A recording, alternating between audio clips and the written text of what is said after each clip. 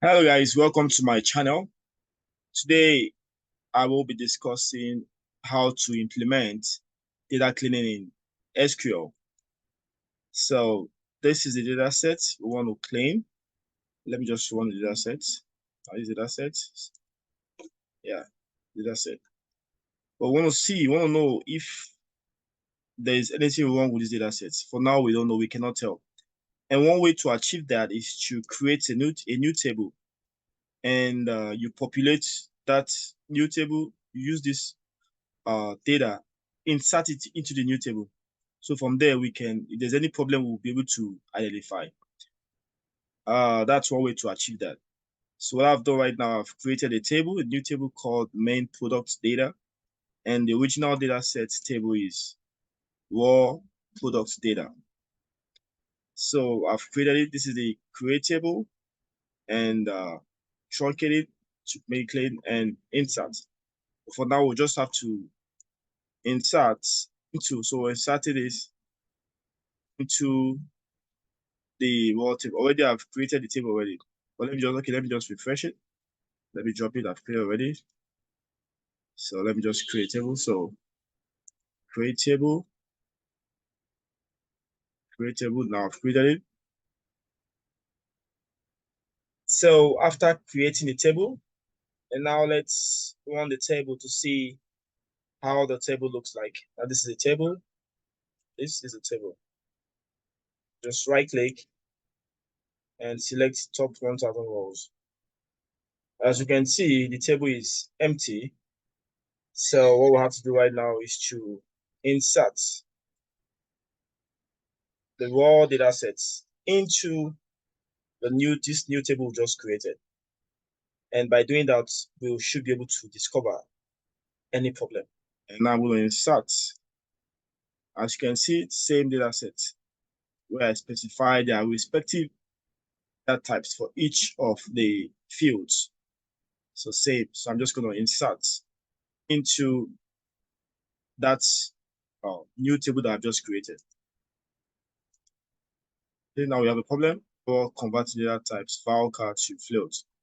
And this implies that we have issue with the float field because you're trying to convert the varchar to float. So we have so the issue is from the float field, and the float field is price.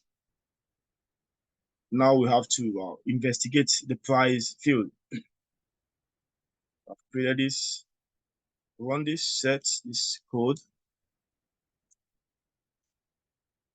Now, as you can see, the price field has a lot of inconsistent data sets.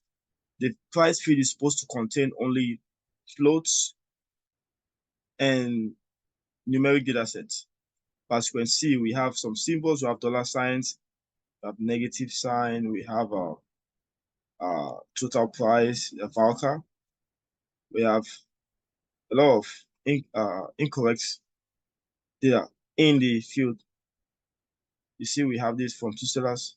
Hello guys, if you're joining my channel for the first time, remember to click on the subscribe button so you can have access to more of my contents in the future. So now that we've been able to identify the anomalies, like I said, a lot of anomalies with this field. So what I'm going to do right now is to create a filter that will filter out only float values. So let me go ahead with that. Where price. As you recall, the field we are working on that has this issue is just the price column field. Price, not like.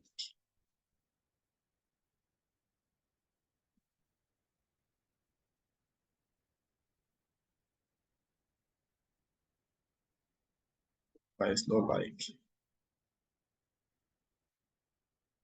All right. Nah.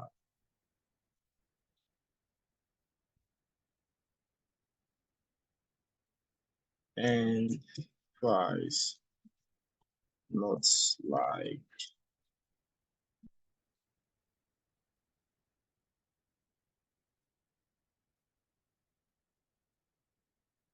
Now I'm going to run this. So insert with that filter.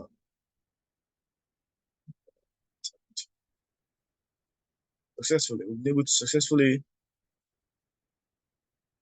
inserted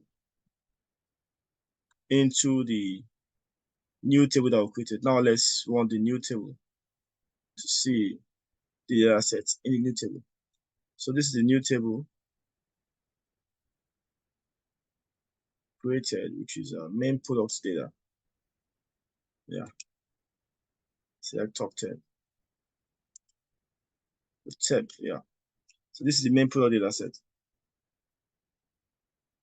We've been able to populate it. And so now I'm going to explain what these filters are doing. There are two filters here. The first one is what it's doing. This one, what it's doing is that it's going to ensure that we only keep values, numeric values and float values. That is, we're keeping only numeric and float values.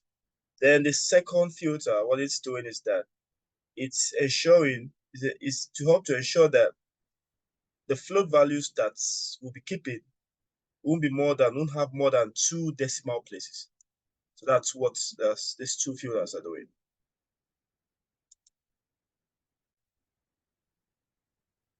And finally, thanks for watching this video. If you have any questions, please remember to leave your comments in the comment section. And remember to hit the like button. And also, if you've not subscribed to this channel, remember to subscribe so you can get more updates and more content. Have a good day.